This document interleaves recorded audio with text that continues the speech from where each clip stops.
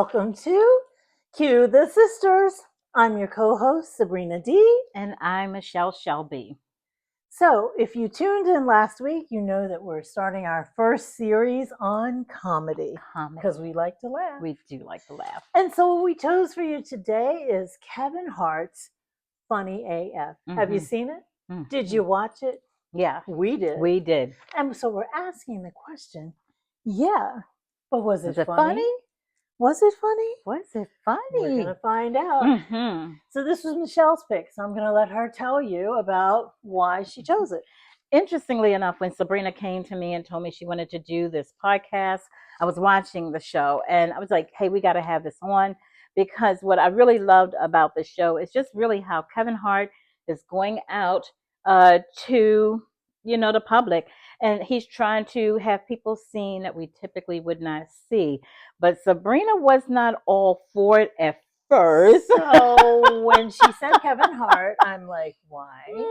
And then she said, I'm not necessarily a Kevin Hart fan. I don't listen to his stand-up. His styling is, I don't like a lot of F-bombs. I don't like a lot of cursing. I don't need it. Nothing derogatory. I feel like there's a way to describe everything. And yes, I want to be more positive. I don't want to be so. Anyway, not necessarily a Kevin Hart fan. No shade to him. He's just not for me. But then when she said it's a competition. And he's not performing. And we get to see real talent, potential talent, new talent. She said real talent. Damn! I'm not saying that he doesn't have talent. I mean, in the reality show space, right? Like not Love Island. Oh, girl, you crack me up. It's like talent, right? So, we get to see new talent, potential talent from these people that are competing. Yeah. So as she wants to tell you more about the show, I'll tell you a little bit more about the format. So he went to 3 different cities, New York, Los Angeles, and Chicago, Illinois. And he picked 8 people from each city, brought them to LA to perform and work their way up to the finale. Yeah. And so I thought that was an interesting way to get a swath of people from around the country and to highlight the talent that he found in those places. So we want to tell you about the top 4. And before that, keep me straight. No, I was just going to say before that, I just want to really give a shout out to all of the comedians who auditioned, to narrow it down to either those who were not seen on the TV. You were the 24? What, 8 times what? 3? 24? Oh my gosh. Yeah. So the 24 who made it to the 24, you were already exceptional. I did get your names, and I follow you on social media. So anyway, but I did love that. That was all I wanted to say with that. Okay, no worries. But I think we also wanted to give a shout out to the celebrity judges that helped him to comment on the stylings that they saw in each one of the cities. He had someone visit him and pick those people that would go on to the competition. So I don't remember all the names. Chelsea Handler was one. They're good friends anyway. And then there was Tom Segura. Keegan Michael Key. Oh, Nikki Glaser. Yeah. Nikki Glaser. Oh my gosh, Kamal. I love her. I can't remember Kamal's last name. I'm so sorry, Kamal. Yeah. Anyway, we'll put it in the show notes, and you can find out who those were. Yeah. But anyway, I like that too. So it's not just Kevin Hart making a choice, but a group of his contemporaries helping him to make these decisions. Yeah. And so what I liked about the show was that I learned a lot of information about the comedy arena, right? So each one of the episodes, once they got to LA, in the typical competition format, each week brought a new challenge. Yeah. So they might have had to first do their first tight 5. That's right. Yep. Then they may have been asked to do some improv. They had to do some roasting, which I didn't understand. I understand it better. I don't like it any better, but I understand it. Yeah. And then also, what was some involved with the audience? They had crowd work with the audience. Yep. And so all of the professionals that were chosen for the finale have been in the business for a while, but not all of them have all of those things in their toolbox. So I think it helped them to develop that styling and expose them new opportunities that they could move on and include in their future shows. Yeah, the roasting was, I found, particularly hard for a lot of the talents, For and sure. and Because they're not used to insulting people. Marshawn Lynch, is that his name? That's who they were roasting. Marshawn. Marshawn, thank you. He's a NFL football, former NFL footballer. Yeah, and they had to roast him, and they were all like, "Oh hell, I do not want to do this, Yeah, man." some of them didn't want to do it because of who he was, and he could beat their ass probably. But But a big boy. he's a big boy. But, Yeah. But some of it was pretty uncomfortable for him. So Yeah. I feel like they may have done a good job, and he did well maintaining his composure. Yeah, that's due to the editing. Yeah, due to the editing, right? Yes. Who knows what he said? But anyway, Marshawn. But I want to say one thing about the comedians, all of them, is that they all, and you should have this, I would think, being a comedian, but these top 4 that made it to the top 4, they have such charisma, such charisma, stage presence. Yeah. I mean, the delivery was perfect. It was like, I don't even know how we managed to judge. You have to recover too. Like, even if you flub, you have to figure out how to make it a part of your skit and to get back on the train. What a segue. And keep going, yeah, that's right. Yeah. All the transitions are really important too. Yeah, they were so good. So the 4 that made it to the finale are Ron Taylor, Caitlin Peluffo, Usama Sadiq, and Reg Taylor. Reg Thomas. I'm sorry, I got that wrong. Yeah. So we want to tell you a little bit about their stylings, and Michelle wants to mention a couple of honorable mentions that she thinks should have made the show. And I'm inclined to agree with her. But let's start with Ron Taylor. Ron Taylor, my favorite. He was absolutely out of Detroit, my favorite. And I'm going to say, Ron, I voted for you. I'm just going to say, because at the end, also with this show, the audience chooses the winner. That's wonderful. So if you believe that, I mean, it was live, and there was an opportunity for you to push a button for your favorite. So if you believe in that kind of magical tallying quickly, then I love that they said that we had the power to do it. Yeah, Simon Cowell once said, your last performance is what is remembered, and I think he just took it.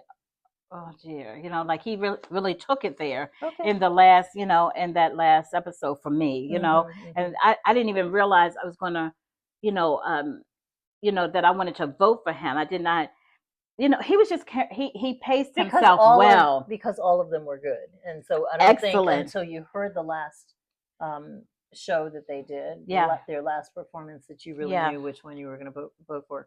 So Ron, in my opinion, is very much similar to a Bernie Mac, right? Oh yeah, he's got the short afro. He tells a story.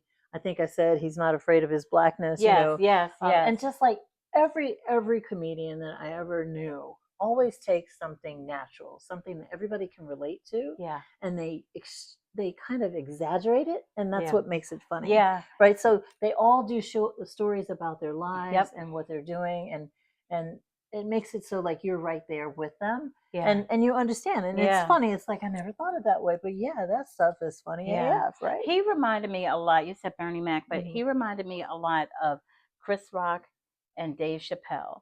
I get the Dave Chappelle. So clever with how he transitions and how he just talks about a thing that is it can be a very sensitive matter, depending upon that delivery. It's witty. It could be political. Yes. It may not be political. You never know what you're going to get. He's very intentional. Good job to Ron. And if it was not for Ron, I probably would have voted for Usama your guy. Sadiq. That's who I voted for. I don't know if it's because I spent so much time in Asia, living in different countries, if that's why I really feel like I have a heart and a passion for brown people and yellow people and Asian folks in general. But he is just funny. He's funny to look at, and I'm not sure why that is. It's probably because he's so tall. He's got these really broad shoulders, and he comes out walking like, I don't know. The way he walks is just funny. He does have a lot of he has long arms, physicality into his routine. It's not that he's a funny looking man. He's really kind of cute. Yeah, he's quite handsome. He's really kind of cute, but just the way that he walks, I can't quite describe it. Yes, but you're laughing. You're doing it well. You're doing it well. Right. You're laughing before he even opens his mouth. Yes. You're like, what is this MF going to say? Yes, I can't wait to hear it. He is a good character. He portrays character roles pretty good when he talks about his family. Yes. Just living in Texas. He talked about living in Texas. Oh my gosh, he is hilarious, and he has quite the story too. He does. Background. Like I said, I think I said, or maybe I didn't say, but he was a medical doctor. Yeah. And living in New York. Yeah. And decided he was going to do stand up. And I don't even remember what he said. Can you imagine what that conversation was like? With his parents? With his family? Oh. Mom and Dad, this money you put aside to go to college, I'm not going to use it anymore. It's all gone. Kiss it goodbye. I mean, talk about I'm going to do stand-up comedy. You got to respect that. Can you make a living with that? I don't know what the conversation I'm telling you, he was really, I would stay with him the entire series, and I loved him the entire series, but yeah, he was great. And he was really great. He was really great. But then there was also the only female that made it to the top. Peluffo, straight out of Brooklyn, New York. She's very funny. This is definitely first of all, the show is definitely R-rated, right? This is not a family show. She's very potty mouth. She's got a potty mouth, and her stories are all about her punani. I don't know how many stories you want to hear about the JJs, but she's got another one. I mean, there'll be another one and another one. Yeah. Okay. So listen, of course I loved it. You know, I'm here for it all. Yeah. I swear it's almost the raunchy or the better for me. I mean, I'm okay with it, but every now and then I want to hear do something different. No, she did do a story. Just a little spoiler alert on waxing, and I'm like, sister, I know what you're talking about. It's exactly like she described. So Caitlin Peluffo, and she had great stage presence. Now I think she's been doing it for like 16 years. You could tell to me. She could command the stage better than any of them. Definitely has stage presence. Definitely strong on crowd work. And getting the audience involved in the conversation. And so, credit to her too. Now she got a nice surprise. She and Reg Thomas, right? Yep. Got a nice surprise. You want to tell them about that? Yeah, it's because there could only be one winner, and they were all so good. After they realized that things didn't quite pan out for them the way that we thought they would have. Nikki Glaser, spoiler alert. Yeah, but Nikki Glaser invited them to come along. I'm so sorry, I do it all the time. But Nikki Glaser invited, I believe it was she and Reg Thomas, to come along on her tour. Yeah, so she's with doing her. a national tour. That was great because, like I said before, Nikki Glaser is hot right now. So that is a great exposure for them. I hope they're getting paid for that. But anyway, great exposure. But that brings us to Reg Thomas. Reg Thomas. Yeah, Reg Thomas out of Brooklyn. Another good storyteller. Very good storyteller. He could put it together to me. He is just that everyday guy to me. I could sit and at a party or a dinner and Reg just listen to his stories. Yeah, listen to his stories all day. Like my brother-in-law. Oh my gosh. My brother-in-law keeps saying stitches too. Yes. You never know tell me about him. Yes. You never know what he's going to say. Right. And the stories are so relatable, and you enjoy going on the journey with him, I think. One thing I am sure, none of their lives will be the same after this show. Well, that's good. Sure. That's what it's all about, right? Yep. That's why you go on a reality show like this or a competition like this. Is even if you don't win, you're going to get the exposure. Even if you don't win, you're likely to get some sponsorships. Even though you don't win, you're likely to get a contract. So I'm really looking forward to what's going to be happening next for each one of them. You wanted to talk a little bit about Winston Hodges. Yes, Winston Hodges. I think he's Cartersville, out of Cartersville, Virginia. This young man, I really wish he had made it to the Final Four. Me too. He was different too. Just like Caitlin was the only female that made it to the finale. He would have added a different dynamic to the finale. So. Tell us about him. He is I try to look at these styles and everything of these comedians, but it's just like, to me, he's very observational about, he's present, about his surroundings and everything. He talks about growing up. What do we know about Cartersville or wherever he's from in Virginia? I don't know a freaking thing about Cartersville except for what he told us. And basically he was just like, it is just, how do you say, Pollyanna for sure? Is that it? It's probably a little Lily White. Okay, yeah, that's a good description. Lily White, yes. I don't know the better word for that, but everybody looks like him, and that's why you don't really know what he's going to say, right? He dresses very conservatively. Yep. He tells us where he's from, and we're like, uh-oh. Yeah, right. But he mentions how he was glad he got out to experience the world. And I was like, wow, when you're glad to get out of a town or a city, it's not that he hated it, but that he was looking for. He something knew there was bigger. more. Yep, there was more out there. More. But he's definitely got this observational, and is it it's just a way with his words and his stories. He starts it off one way, but he takes sensitive material. I think he talks about how he's a teacher for children with autism. Yes. And so he takes that sensitive material and he makes it so funny. That is not easy to do when you take something so sensitive like that. Mm-hmm. And where his stage, how he talked about Osama and how he came out and his presence. So during the roast, they had to roast each other. Mm-hmm. The roast competition, they had to roast a few of their peers. Mm-hmm. And so I don't remember what he said, but yes, I don't remember what he said, but all of them did a really good job. Yeah, his presence is just weird when he comes on stage to me. That's what Osama.